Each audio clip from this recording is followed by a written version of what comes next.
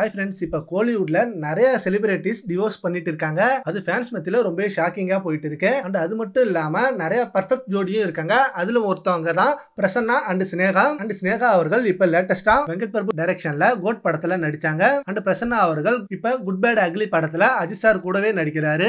And இப்ப ரீசெண்டா இவங்களோட டெக்ஸ்டைல் ஷாப்ல ஒரு ரேம்ப் வாக் ஷோ நடத்திருந்தாங்க. இப்ப அங்க இருக்க பத்திரிகையாளர்கள் ஸ்னேகா கிட்டயும் அண்ட் பிரசன்னா கிட்டயும் நிறைய கொஸ்டின் கேட்டிருந்தாங்க. அதுல முக்கியமா கேட்கப்பட்ட கேள்வி என்னன்னா, திரைத்துறையில் விவாகரத்து நடப்பதை தடுக்க பிரபலங்கள் அதிக பேர் டிவோர்ஸ் பண்றாங்க, அதை பத்தி உங்க ஒப்பீனியன் அப்படின்னு கேட்டதுக்கு அவங்க ரெண்டு பேரும் என்ன சொல்லிருக்காங்கன்னா, திரைத்துறையில் விவாகரத்து நடப்பதை தடுக்க அறிவுரை எல்லாம் சொல்ல முடியாதுங்க, எல்லாருக்கும் அவங்களுக்கு அப்படின்னு ஒரு தனிப்பட்ட வாழ்க்கை இருக்கு, அதை ஏன் நாம மதிக்கணும் அப்படின்னு சொல்லி முடிச்சிட்டாங்க. அண்ட் இவங்க ரெண்டு பேரும் இப்ப வரைக்கும் கோலிவுட்ல ஒரு பர்ஃபெக்ட் கப்பலா வந்துட்டு இருக்காங்க. அண்ட் இவங்கள்ட்ட இந்த மாதிரி கேள்வி கேட்டதா அவங்க நச்சுன்னு ஒரு பதில சொல்லி முடிச்சிட்டாங்க. அண்ட் இப்ப ரீசெண்டா கூட தனுஷ் அவர்கள் அவரோட ஒய்ஃபை டிவோர்ஸ் பண்ணாரு. அது கோர்ட்ல கேஸ் நடந்துட்டு இருந்தது. அண்ட் கேஸும் இப்ப முடிவடைஞ்சிச்சு. அவங்க ரெண்டு பேருக்கும் விவாகரத்தை கொடுத்துட்டாங்க. அண்ட் அதுக்கப்புறம் ஏஆர் ரஹ்மான் அவர்களுக்கும் இந்த விவாகரத்து போயிட்டு இருந்தது.